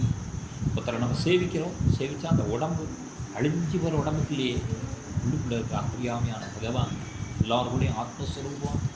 ஒரு புழுப்பூச்சிலேருந்து சர்வவியாபியாக இருக்கான். யாருக்கும் தீங்கு நினைக்காம எல்லாரும் சந்தோஷமாக இருக்கணும் இல்லையா. பரோபகாரம் இதம் சரீரம். யாருக்கு உபகாரம் பண்ண வரும் இல்லையா, பகவானுடைய சேவையாக பண்ணணும். நம்ம செய்கிற ஒரு காரியத்தையும் பகவானுடைய சேவையாக பண்ணுறது தான் சரணாகதி. நமக்கு பண்ணுறோம் அப்படின்னு சொல்கிறது காட்டிலும் பாரதி சொன்னாங்க 30 கோடி பேர் சந்தோஷம். அப்போனா தான் சுதந்திரம் நான் இல்லையா. 30 கோடி பேர் சந்தோஷமாக, நான் ஒத்த மட்டும் சந்தோஷமாக. 30 கோடி பேர் ஏழை இருக்கக்கூடாது, கண்ணீர் விடுறவன் இருக்கக்கூடாது, கஷ்டப்படுறவன் இருக்கக்கூடாது. எல்லாருக்கும் ஹிதம் இருக்கணும், எல்லாரும் க்ஷேமமாக இருக்கணும். அதுதான் ஒரு ஆழ்வார்களோ நாயன்மார்களோ பண்ணின பிரார்த்தனைகள் என்ன இல்லையா. எல்லாரும் க்ஷேமம், உலகம் பூரா க்ஷேமம் அப்படிங்கிறது தான் சிறந்த ஒரு வழி, சிறந்த ஒரு மதம் இல்லையா. நம்ம எல்லாரும் க்ஷேமமாக இருக்கணும் அப்படின்னு நம்முடைய பெரியோர்கள் அத்தனை பேர் ரிஷிகள் ஆரம்பித்து லோகா சமஸ்தா சுகினோ பவந்து அப்படின்னு சொல்கிறார். உலகம் பூரா வாழ உலகில் பெய்திடாய்னு ஆண்டாள் சொல்கிறார். உலகம் வாழ்றதுக்காக மணவாள மாமணியை இன்னும் ஒரு நூற்றாண்டு இருந்தார். உலகம் வாழ்க உலகலாம்னு ஆரம்பித்த சேக்கிழார் இருந்தார் இல்லையா. அப்போது உலகம் வாழணும் அப்படிங்கிறது தான் லட்சியம். உலகத்தில் உள்ள ஒரு ஜீவன் கூட கெட்டு விட்டார், எல்லோரும் க்ஷேமமாக இருக்கணும் அப்படின்னு ஒரு பிரார்த்தனை. இதைத்தான் சொல்கிறாருங்க இல்லையா. கார்த்தால எந்திருக்கணும், எதுக்காக சுப்பிரபாதம் பாடுறோம். சுப்பிரபாதம் பாடும்போதே சொல்கிறாரு, எல்லோரும் க்ஷேமமாக இருக்கிறதுக்கு நீ எந்திருக்கணும். ஏன்னா எல்லாருடைய மயமாக நீ இருக்கிறதுனால, எல்லாருக்கும் தலைவனாக இருக்கிறதுனால உனக்கு அந்த பொறுப்பு இருக்குது. எல்லாரையும் பார்த்துக்கிற பொறுப்பு நீ பார்த்துட்டா தானே. இப்போ நீ தவறு பண்ணக்கூடாது, நீ எந்திரு அப்படின்னு பெருமாள் ஆழ்வார் தான் அந்த உரிமம் எழுப்புறாரு இல்லையோ. கர்த்தால எழுப்புறான், உலகம் பூரா க்ஷேமவான், அதுக்காக நீ எந்திரு. சுப்ரஜாராம பூர்வா சந்தியா பிரவர்த்தத்தை உத்திஷ்ட நரசாத்தூலா கட்ட உத்திஷ்ட கோவிந்தா உத்திஷ்ட கருடத்வஜா உத்திஷ்ட கமலாகாந்தா திரைலோக்கியம் மங்களம். 3 லோகத்தில் இருக்கிற அத்தனை பேர்களும் மங்களத்தை அடையணுங்கிறதுக்காக உன்னை எழுப்பினேன் அப்படின்னு. இப்போ எல்லோரும் மங்களமாக இருக்கணும், எல்லோரும் சந்தோஷமாக இருக்கணும், எல்லோரும் சௌக்கியமாக இருக்கணும், எல்லோரும் க்ஷேமமாக இருக்கணும். அதுக்காக உன்னை எழுப்புறேன் அப்படின்னு ஒரு சுப்பிரபாதம். அது இப்போ நடக்கிறது இல்லையா? ஏன்னா பகவான் எல்லாருக்கும் ராஜாவாக இருக்கிறார். அந்த சம்பிரதாயத்தை நம்ம பின்னால் எல்லாருக்கும் அரசர்கள், நமக்கு தலைவராக இருக்கிறவர்கள் எல்லாருக்கும் சுப்பிரபாதம் பாடுறதுன்னு கொண்டு வந்துருக்கோம் இல்லையா? அப்போ அரசர் சக்கரவர்த்திக்கு எப்படி பாடுவார்கள்? எல்லாம் சூதமாகத வந்திதர்கள்லாம் வந்து அந்தந்த வாத்தியங்களை கையில் எடுத்துட்டு கார்த்தால அதுக்குன்னு ஒரு ராகம் கார்த்தால எடுத்துருந்தாச்சுன்னா அது பூபாட ராகம் அப்படின்னு எடுத்துட்டா இந்த எழுப்புற ராகம் கார்த்தால சுற்றி உட்கார்ந்துட்டு இந்த பூபாலத்தில் கதிரவன் குணதிசை சிகரம் ஆச்சரியம் எழுப்பி பெருமானை எழுந்திருக்கு இவா பூபால ராகத்தில் பாடுறியா? இந்த குழந்தைக்கு தாலாட்டு பண்ணால் தூங்கிடும். இந்த ராகத்தில் பாடினா அந்த ராகத்தில் அதுக்கு பவர் அந்தந்த வேலைக்கு பாடணும். பழைய மாருத்தம் சாயந்தரம் தான் அந்த மாருத்தம் அப்படியே சம்னு அந்த காற்று வீசும். சாயந்தரம் காற்று இந்த ராகத்துக்கு ஒரு மத்தியானம் மத்தியமாவதி அப்படின்னு பகவான் இதெல்லாம் சேவையில் சொல்கிறது. இந்த ராகம் இந்த இடத்துல வாசிக்கணும். அப்போது கார்த்தால பூபால ராகமாக எடுத்துட்டு எல்லாரும் வந்து பாடுறா. 4 முகமும் பாடுறான். கார்த்தால எந்திருக்கணும்னு ராஜாவை ஜெய விஜய் பவான் ஒரு மங்களம் சொல்கிறா. பகவான் பரபரச்சே இல்லையா? அது மாதிரி இந்த ராஜாவுக்கு சொல்கிறா, நீங்கள் வரணும், சக்கரவர்த்தி எதிர்த்து வரணும், நிர்வாகத்தை பார்க்கணும் அப்படின்னு. பார்த்தா இங்கே நிலைமை வேறு மாதிரி இருக்கே இல்லையா? எல்லாம் வெளியில் நிற்கிறான். எனக்கு கோபம் உள்ளே வர முடியாது, வெளியில் நிற்கிறான். ஆனால் ராஜாவை எழுப்பி ஆகணும். கார்த்தாலுக்கு வேலை வேறு வச்சுருக்கு இன்றைக்கி இல்லையா? அதனால் சீக்கிரம் வந்து எழுப்பணும். அவர் வந்து வசிஷ்டர் வந்துட்டார். என்ன நடக்கிறது, என்ன நடக்கிறள், என்ன நடத்துறள்னு வரார். சுமந்திரர் வந்திருக்கார். எல்லாரும் வாசலில் இருக்கிறார். 7 கட்டு தாண்டி உள்ளே வர்றதுக்கு அதிகாரம் உடையவர் வசிஷ்டரும் சுமந்திரம் தான். அதனால் சுமந்திரர் வந்து திரையை விலக்கி வச்சு உள்ளே வந்து ஒரு திரைக்கு முன்னால் நின்றுட்டு 7 திரை தாண்டி வந்துருக்கார். ஒரு திரைக்கு இந்த பக்கம் நின்று ஜெய விஜய் பவன். சுமந்திரரே ராமனை அழைச்சேன்னு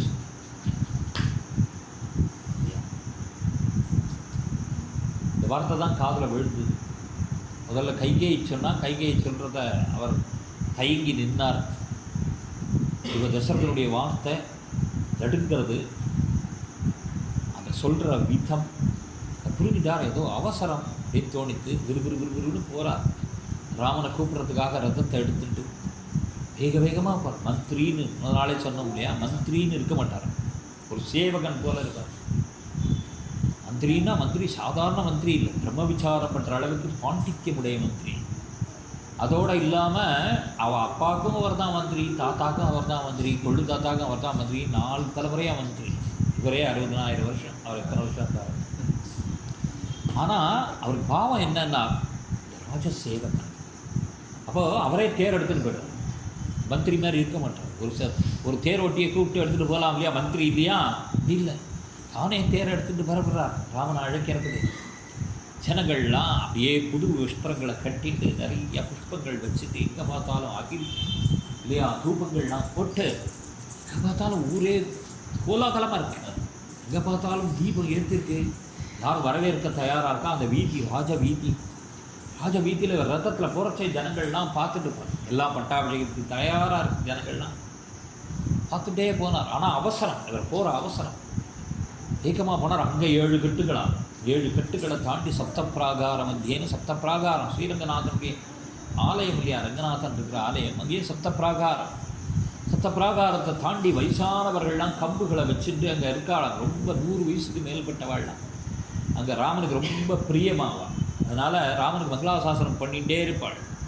அது மாதிரி வேதம் சொல்கிறது ஒரு குரூப் வேதம் சொல்லிகிட்டே இருப்பார். ரங்கநாதனுடைய ஆலயத்தில் வேதம் சொல்லிகிட்டே இவாளெல்லாம் தாண்டிட்டு போகிறார். மரியாதை பண்ணிகிட்டே போகிறார். உள்ளே போனால் ராமனுடைய ரங்கநாதனுடைய ஆலயத்தில் ராமன்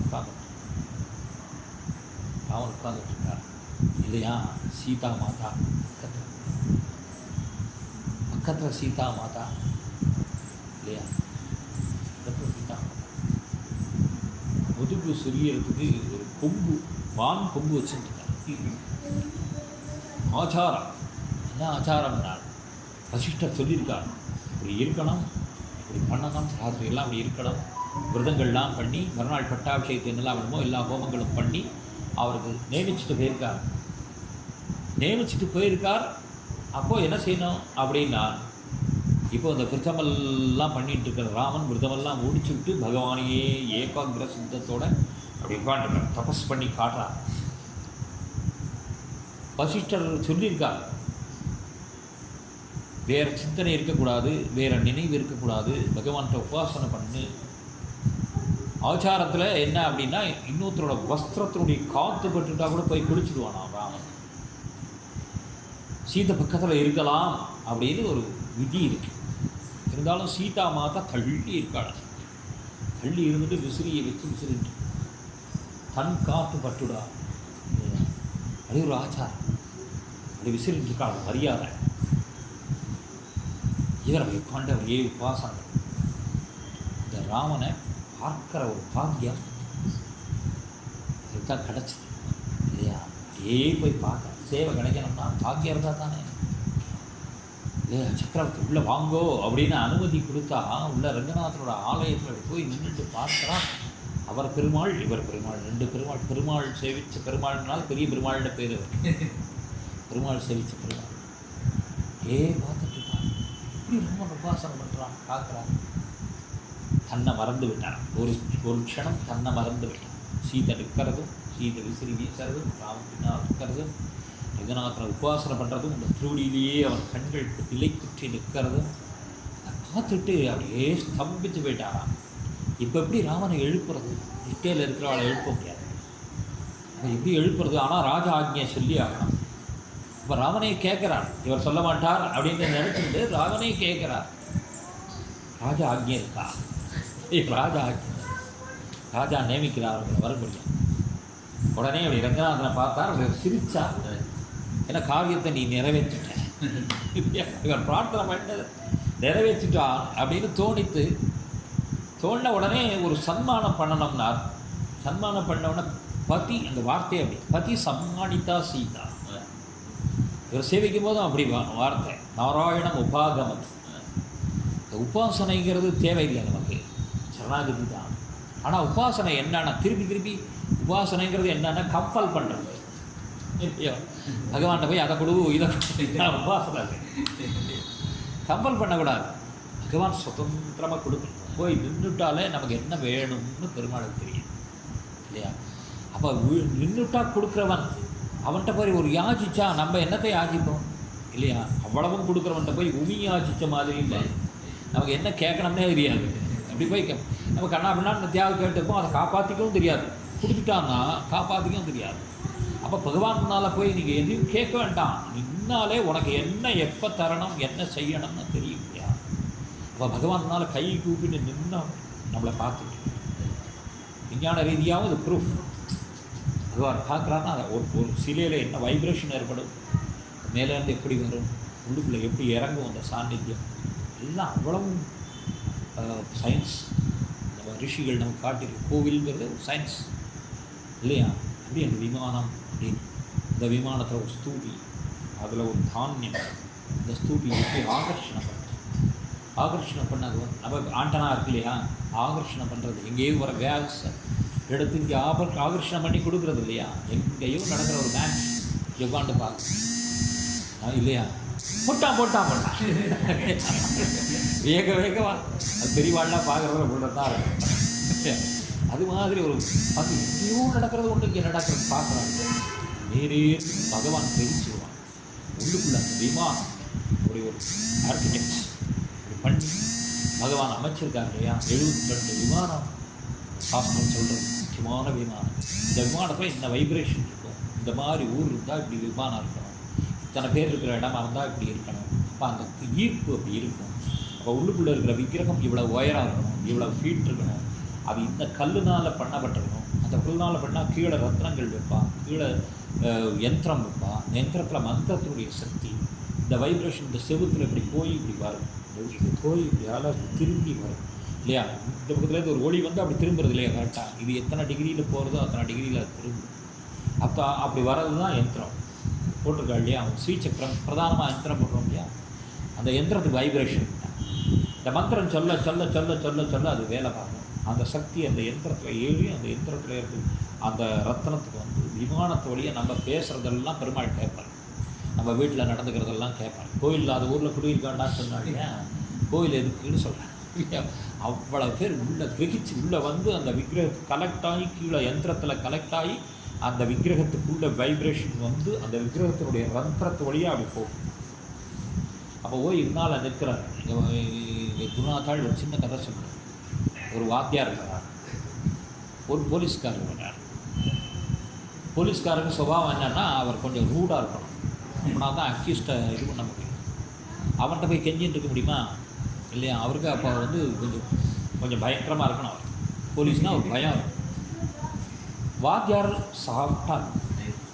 ஏன்னா படிக்க முடியாதவனை படிக்க வச்சு பெருசாக்கி வாத்தியார் படிக்கிறவனை படிக்க வைக்கிறது பெருசு இல்லையே. படிக்க தெரியாமல் குழந்தைய நான் சொன்னேன், அன்றைக்கி கதை சொன்னேன். எங்கள் ஆசிரியர் 12ஆம் கிளாஸ்க்குள்ளே என்னை மடியில் உட்காந்து வச்சுட்டு பாடம் சொன்னார். இப்படி எனக்கு ஆசிரியர்கள் கிடச்சி மறக்கவே முடியாது. ஆசிரியர்களாக அந்த மகாபாகியமாக இல்லையா? பார்த்தால் ஸ்மரணம் பண்ணிட்டு வந்திருக்கேன். வாத்தியார் மறக்கவே கூடாது. வாத்தியார் மறந்துட்டால் வாழ்க்கையே போச்சுருக்கேன். அவள் போட்ட படியில் தான் நம்ம நிற்கிறோம் இல்லையா? ஆசிரியர் சொல்லிக் கொடுக்கலன்னா என்ன தெரியும் இல்லையா? எனக்குலாம் அப்படி வாத்தியம், அப்படி ஆசிரியர் ரத்னம் மாதிரி அத்தனை பேர் மொத்தத்தையும் ஒரு கதை சொல்லுவேன். அப்படி ஒரு ஆசிரியர் அவர் பார்த்து என்ன வரும் இவனை எப்படி கொண்டு வரலாம், எப்படி மோல்டு, இவன் களிமண் மாதிரி தான் இவனை மோல்டு பண்ணி ஆசிரியர் தானே அவனை வந்து அப்போ ஒரு ஆசிரியருக்கு ஒரு குணம் சஞ்சிகமான குணம் இருக்கும். ராஜச குணம் இருந்தால் என்ன பண்ணுறது, கோபம் இருந்தால் அவருக்கு நிறைய கோபமாக அந்த வாத்தியார் வந்திருக்கார். அவர் எப்போ பார்த்தாலும் சொல்லி விழுந்து பசங்க மேலே விழுந்துகிட்டே இருக்கும். இவர் சாஃப்ட்டு பாவம், இந்த போலீஸ்கார். இவர் பாவம் பாப்பா வாயான்னு கூப்பிட்டு இருக்கா, மதிக்கவே இப்படி இருக்கார். இவா 2 பேரும் கோயிலுக்கு போகிறான், ஒரே சமயத்தில் போகிறான்னு வச்சுக்கோங்களேன். எப்போ போனாலும் அது கனெக்ட் ஆகும். இவா இப்படி பார்க்குறா இல்லையா, பெருமாளை போய் சேவிக்கிறா இல்லையா, பெருமாளை கண் திறந்து பார்க்கணும். அதுக்கு தான் கற்பூரம் காட்டும். எல்லோரும் கற்பூரம் காட்டும்போது ஓடிட்டுருக்காங்க. கற்பூரம் பெருமாளை பார்க்குறதுக்கு தான்.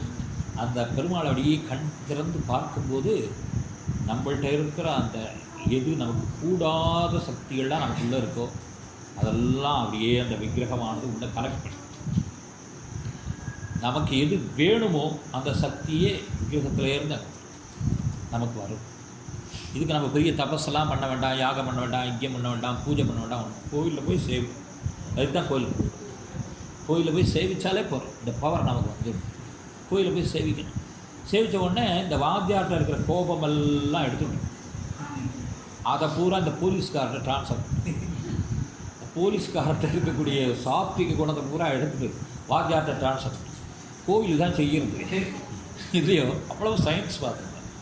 அப்போ கோவில்ங்கிறது அவ்வளோ ஒரு நம்ம ரிஷிகள் அத்தனை பேர் மிகப்பெரிய சொல்லுவேன் இல்லையா, ஒரு யூனிவர்சிட்டி ஒரு ரிஷி அவ்வளவும் ஒருத்தர் இருந்தது. 50,000 பேருக்கு பாடம்னா எப்படி சொல்ல முடியும்? தனித்தனியாக பாடம் நடத்த முடியுமா?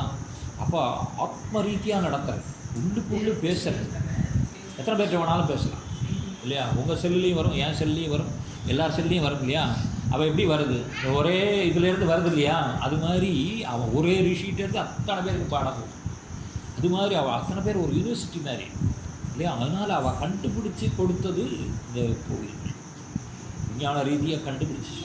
அதனால் வெறும் ஆன்மீகங்கிறது ஏதோ நமக்கு சம்மந்தம் இல்லாதுன்னு நினச்சிட விடாது.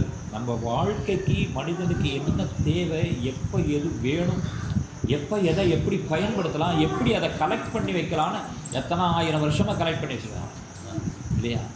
எவ்வளவு மகான்கள் பார்த்துருக்கோம், எவ்வளவு பேருடைய அந்த மங்களாசாசனம் அங்கே நடந்திருக்கும். அந்த பெருமாள்கிட்ட அது கூட கலெக்ட் ஆகி இருக்கும். ஆழ்வார் பார்த்த பெருமாள் இப்போ நம்ம பார்க்குறோம், அன்றைக்கி ஆண்டாள் பார்த்த பெருமாள் இப்போ நம்ம பார்க்குறோம். அப்போ அந்த சாநித்தியம் நமக்கு வரும் இல்லையா? சேமித்து வச்சுருக்கா. ராமாயணத்துக்குள்ளே தன்னோட தபஸை வச்சுருக்கார் வால்மீகி. நீ ராமாயணம் படித்தா போகிறோம், இந்த தபோசக்தி உனக்கு வந்து விடுங்க இல்லையா? அது மாதிரி கோவில்களில் பகவத் சாநித்தியம் இருக்கும். அப்போ ரங்கநாதனை பார்த்து ஒரு சொல் பண்ணார், ஆஹா என் காரியத்தை நிறைவேற்றுங்க. இவர் உபாசனைன்னு வலுக்கட்டாயமாக கேட்டு வாங்கினா அது உபாசனை இல்லையா? தானே பெருமாள் பண்ணுறான். அப்படின் போது வலுக்கட்டாயம் கேட்க வேண்டியது இல்லையா? ஆனால் ராமன் இப்போ வலுக்கட்டாயமாக அப்படி உபாசனை பண்ணார். ரங்கநாதா நீ கொடுக்கணும். சக்ஸஸ் ஆகிடுது, வந்துட்டார். ராஜா கூட்டாச்சு, சக்ஸஸ் ஆகிடுது. அப்போ என்ன பண்ணார்னா, யார்கிட்ட சந்தோஷத்தை சொல்கிறது? மனைவி தான். பதினில் பாதி இல்லையா? மனைவிட்ட சொல்ல முடியா? பதி சம்மானிதா சீதா. ஆச்சாரமான மேலே வஸ்திரம் பண்ணால் கூட குளிக்கப்படுவார் ராமன். அந்த மாதிரி இருக்கக்கூடிய ஆச்சார சீடர் டக்குனு, ஏன்னா உபாசம் முடிஞ்சு போயிடுது, இப்போ விரதம் முடிஞ்சு போயிடுது. என்ன பண்ணார்னா சீதையோட பாதம் அப்படி கிட்ட நின்றுட்டு தானே இருக்கா, எந்திருந்து இப்படி கை கொடுக்கறதுக்கு கூட நேரம் இல்லையா, அப்படி எந்திருந்து, ஏன்னா அப்பா கூப்பிட்டார் போனோம், அந்த பாதத்தை அப்படி ஒரு தட்டு தட்டிட்டு அப்படி பரவுறாங்க. பற்றி சம்மானம் பண்ணினார் அவளுக்கு இல்லையா, அவளுக்கு அவ்வளோ சந்தோஷம். ராமன் தொடர்றாருனாலே சந்தோஷம் தானே அவளுக்கு. அப்படி அவளுக்கு பாதத்தை ஒரு தொட்டுட்டு டக்குன்னு அப்படி எந்திருந்து வாங்கோ அப்படின்னு கூட்டிட்டு பரவும். ஏதோ ஒரு திட்ட போட்டால் தெரியலாம் சீதைக்கு. சீதை அப்படி பார்த்துட்டாள், கணவனையே பார்க்குறாள், உற்சாகமாக போகிறாரு. கூட்டிகிட்டு போகணும் இல்லையா, பட்டாபிஷேகத்துக்கு போகணுன்னா இவ்வளோ கூட்டிகிட்டு போகணும் இல்லையா. அப்போ ஏதோ ஒரு திட்டம் இருக்குன்னு தெரியாது, பரப்பிவிட்டார். பின்னால் சுமந்திரன் ரதத்தில் ஏற்றிட்டார். ஏற்ற அழகாக ராமன் வராருன உடனே 2 பக்கங்களும் மக்கள் எப்படி இருந்தது கூட்டம்னு சொல்கிறார். ஒரு தண்ணியில் போட்டு போகிறது இல்லையா, தண்ணியில் போட்டு போனால் முன்னால் தண்ணி இப்படி விலகிக்கிறது, போட்டு முன்னால் போனால் பின்னால் தண்ணி மறுபடியும் சேர்ந்துன்றது இல்லையா. அது மாதிரி இந்த கூட்டம் நெருக்க நிற்கிறதா, குழந்தைகள்லேருந்து பெரியவா வரைக்கும் எல்லாம் நிற்கிறதா. இந்த போட்டு போகிறது இல்லையா, போகும்போது அந்த ஜனங்கள் அப்படியே விலகிறா. இந்த விலகிற ஜனங்கள் இப்படி ராமன் அந்தண்ட போனவுடனே எல்லா ஜனங்களும் மறுபடியும் போகணும். இந்த கூட்டம் இப்படி ராமனுடைய இந்த ரதம் போர்தான் அவரவர்களுக்கு வேணுங்கிறதெல்லாம் அப்படியே கண்ணால் காட்டிட்டு வராங்க. யாருக்கு சில பேருக்கு கண்ணால் அப்படி வாங்க சொல்கிறான், சில பேருக்கு கைகளால் நமஸ்காரம் பண்ணுறான். இப்படி யாருக்கு என்னென்ன மரியாதை பண்ணணும் ஒருத்தர் உடலையா அப்படியே பார்த்துட்டே வர்றார் ராமன். ஏன்னா அடுத்து வரும்போது தலையை கவிழ்த்து வரும். ஏன்னா தெரியும் அவருக்கு, அப்போ இந்த ஜனங்களை எப்படி ஃபேஸ் பண்ணுறதுன்னு தெரியும் இல்லையா. அதனால் வராராம், என்ன நடக்க போகிறதுன்னு தெரியுமா இல்லையா. எல்லாரையும் பார்த்துட்டு எல்லாருக்கும் சம்மத்தம் பண்ணிட்டு அப்படி ஜில்லுன்னு ராஜகுமாரனா வர பிரபு நேரம் இங்கே வந்துட்டாரா கோப அறை அப்படின்னு. உடனே ராமன் என்ன நடந்தது, அப்பாவுக்கு என்ன ஆச்சு அப்படின்னா விறுவிறுன்னு இறங்கினார். சுமந்திரன்ட்ட கேட்க முடியாது. சுமந்திரம் மரியாதையான ஒரு மந்திரி, அவர்கிட்ட டக்குன்னு நம்ம பேசுகிற மாதிரி பேச முடியாது இல்லையா. அவர் தன்னைத்தாழ்வாக நினச்சிக்கிறார், இவாளை சக்கரவர்த்தின்னு நினைக்கிறார். ஆனால் ராமனோட பாவம் எப்படி இருந்ததுன்னா, தாத்தா காலத்துலேருந்து இருக்கிற ஒரு தாத்தா இல்லையா, எவ்வளவு ஒரு பாண்டித்யம் உடையவர். அவரிடத்துல மரியாதையாக பேசுவார், டக்குன்னு எடுத்தேன் கவுத்தேன்னு பேசுறது இல்லை. அதனால் கீழே இறங்கி சுமந்திர ராஜ மரியாதை கொடுக்குறார். ஆனால் அதை ஏற்றுண்டு அதே சமயத்தில் ஏற்றுக்க முடியாமலும் கேட்க முடியாமலும் இப்படி ராமன் நடை எடுத்து வச்சு உள்ள விறுவிறுன்னு போகிறாராம். உள்ளுக்குள்ளே போனால் கட்டுக்களை தாண்டிட்டு ராஜா போகும்போதே ராமனை பார்க்குறோம். ராமன் வந்துட்டான்னு தெரிஞ்சது, ராமான்னு சத்தப்பட்டார். அப்படியே பின்னால் சாங்கிட்டார். ராமன் போய் பிடிச்சி, என்னப்பா ஆச்சு நேற்று சௌரியமாக இருந்தாலே என்னாச்சு, உடம்பு முடியலையா, வைத்தியர்கள் யார் பக்கத்தில் திரும்பி பார்க்குறாரு, உத்தரவு இல்லையா, வைத்தியர்கள் வரணும் இல்லையா, உத்தரவு இல்லையே, இப்படி தனி அறையில் அப்பா இருந்தது, அதுவும் கோப அறைக்கு வந்திருக்காரு, அம்மாவுக்கு என்னாச்சு அப்படின்னு இப்படி அம்மாவை பார்த்தா அம்மா அப்படியே முழிச்சு பார்க்க, ஒரு உணர்ச்சியும் இல்லை. இன்னும் கண்ணீர் வளரும், இல்லை ஆத்துக்காரர் இப்படி இருக்காரேன்னு நினைக்கணும், குழந்தைகள் இப்படி குழந்தை வந்திருக்கானேன்னு நினைக்கணும், பட்டாபிஷேகம் இருக்குன்னு ஏதாவது ஒரு உணர்ச்சி இருக்கணும் இல்லையா. உணர்ச்சியெல்லாம் பொம்மை மாதிரி பார்த்தாலும், ஏன்னா அம்மா அப்படி இருக்க மாட்டாளே, என்னம்மா ஆச்சு, என்ன நடந்தது, அப்பாவுக்கு என்ன நடந்தது, ஒன்றும் இல்லை பாருட்டு வரம் கேட்டேன்.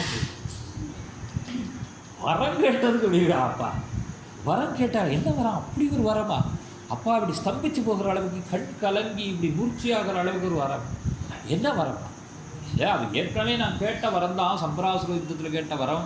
இப்போ கேட்டேன், ஒரு வரத்தினால ஒரு தம்பி பரதனுக்கு பட்டாபிஷேகம், அப்படியா சந்தோஷம் தானே, பரதனுக்கு பட்டாபிஷேகம் என்ன காரணம், எல்லா விதத்துலேயும் சிறப்பு, ஆடுகின்ற தகுதி உடையணும், சந்தோஷம். அது ஏன் அப்பா அதுக்கு தயங்கணும் இல்லையா, அது நியாயம் இருக்குது, தயங்கிறதுக்கு நியாயம் இருக்குதுன்னு தெரிகிறது, அதனால் ஏற்றுக்க முடிகிறது, அவர் தயங்கிறதுக்கு காரணம் இருக்குதுன்னு தெரிகிறது, அதனால் அதுக்கு தயங்க வேண்டியது இல்லையே, சொல்லலாமே. அப்புறம் என்னன்னா இன்னொரு வரத்தினால நீ 14 வருஷம் மர உரி கட்டிண்டு மாந்தோர் கட்டிண்டு தண்டகாரன், அப்படியா தண்டகாரன் இதோ இந்த இடத்துல இருக்கு பரவாயில்ல. அப்பா இது சொல்கிறதுக்கு எதுக்காக வருத்தப்படணும், எதுக்காக இப்படி மூர்ச்சப்படணும் இல்லையா. எனக்கு எவ்வளவு உரிமையோடு எங்கள் அப்பா பட்டாபிஷேகம் பண்ணிக்கூடான்னு சொன்னாரோ அவ்வளவு உரிமையோடு நீ போய்ட்டு காட்டுங்க அப்படின்னு சொல்லாமே. அப்போ நான் கேட்பேனோ மாட்டேனோ தோணிடுத்த அப்பாவுக்கு. நான் அப்பா சொல்லு கேட்காத பிள்ளை சாணியில் புழுன்னு சொல்லுவாள் இல்லையா. அவன் பிள்ளையாக இருந்தால் என்ன பிரயோஜனம், பிதா உயிரோடு இருக்கிற வரைக்கும் பிதா சொல்ல கேட்குறவனா பிள்ளை, அப்புறம் அவருடைய காலத்துக்கு பின்னால் அவருக்கு சார்த்தாத்திகளை பண்ணி அந்த பித்ருக்களை மரியாதை பண்ணுறவன் தான் பிள்ளை. ஜென்மாவில் ஒரு தரமாவது கயையில் போய் சார்த்தம் பண்ணுறாங்க சொல்கிறாருங்க. என் கயையில் போய் சார்த்தம் அப்படி பித்ருக்களை பார்க்கணும். அப்போ அப்பாவுக்கு நான் கேட்பேனோ மாட்டேனோன்னு சந்தேகம். அதுக்கு தான் நான் வருத்தப்படுறேன். நான் காட்டுக்கு போகிறதுக்கு வருத்தப்படலை, பட்டாபிஷேகம் போயிடுதேன்னு வருத்தப்படலை, பரதன் ஆட்சி பண்ணணும். ஏன்னா பரதன் எந்த காலம் சிறந்தவன். ஆனால் எங்கள் அப்பா இப்படி என்னகிட்ட ஒரு ஆட்சியை பண்ணலையே தயங்கி நான் இதோ இந்த இடத்துலேருந்து பரப்புகிறேன்.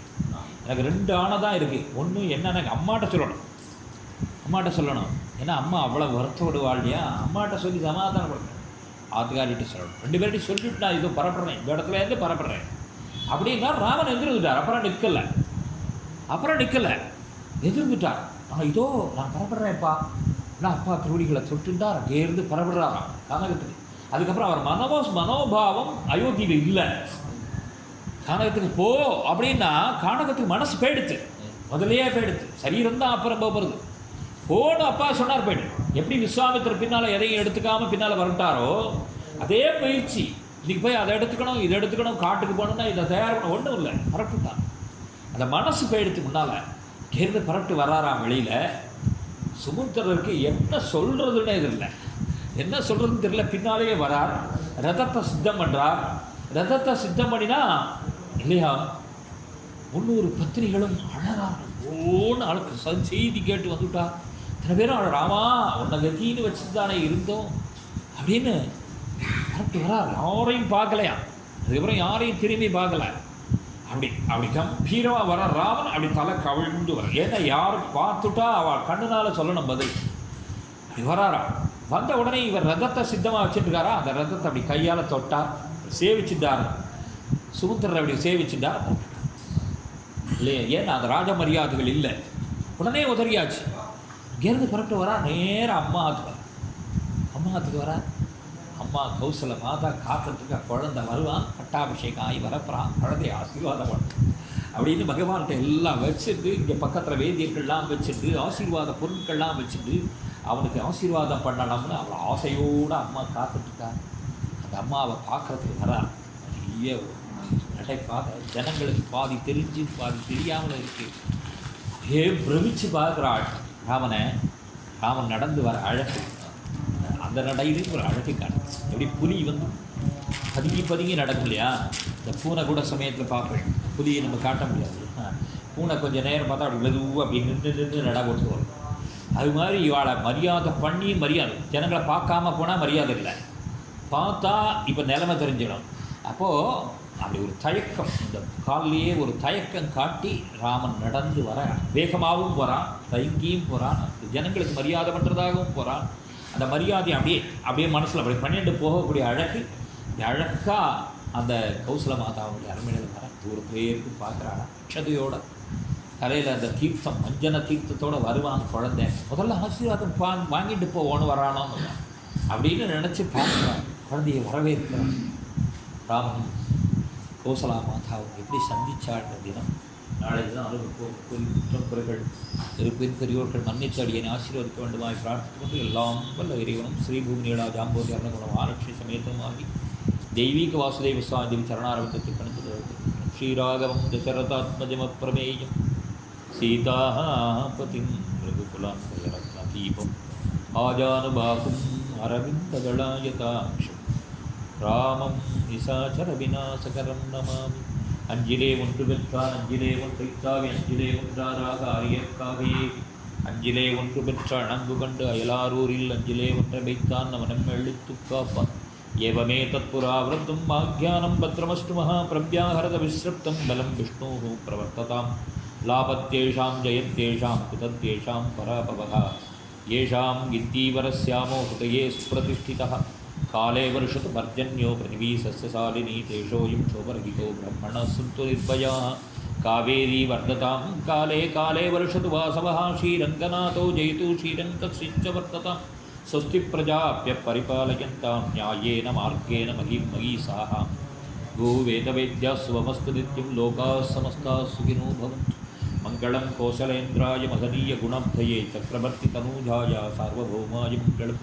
वेदवेदान्तवेद्याय मेघश्यामलमूर्तये पुंसां मोगनरूपाय पुण्यश्लोकाय मङ्गलम् विश्वामित्रान्तरङ्गाय मिथिलानगरीपते भाग्यानां परिभागाय भव्यरूपाय मङ्गलम् पितृभक्ताय सततं प्रातिभिः सहसीतया नन्दिताखिललोकाय रामभद्राय मङ्गलं दत्तसाकेतवासाय चित्रकूटविहारिणे सेव्याय सर्वयमिनाधीरोद्धाराय मङ्गलं सौमित्रिणां च जानक्याः चापबाणासिधारिणे संसेव्याय सता भक्त्या स्वामिने मम मङ्गलं दण्डकारण्यवासाय कण्डितामरसत्रवे कृत्रराजाय भक्ताय पितायास्तु मङ्गलं सादरं सबरीदत्तफलमूलाभिलाषिणे सौलभ्यपरिपूर्णाय सत्त्वोत्तृप्ताय मङ्गलं हनुमत्समवेताय हरीसाभीष्टदायिने वारिप्रमथनायास्तु महावीराय मङ्गलं श्रीमते रघुवीराय सेतोल्लङ्घितसिन्धवे जितराक्षसराजाय रणधीराय मङ्गलम् आसाध्यनकरीं दिव्यामभिषिक्ताय सीतया राजाधिराजराजाय रामभद्राय मङ्गलं मङ्गलासाधनपरैः मताचार्यपुरोगमैः सर्वैश्च पूर्वैराचार्यै सत्कृतायास्तु मङ्गलं श्रीमते रम्यजामातृमुनीन्द्राय महात्मने श्रीरङ्गवासिने पूजा नित्यश्रीर्नित्यमङ्गलं श्रीमद्यै विष्णुचित्तार्य मनोनन्दनहेतवे नन्दनन्दनसुन्दर्यै गोतायै नित्यमङ्गलं हरे रामेति कृष्णेति नाम संकीर्तन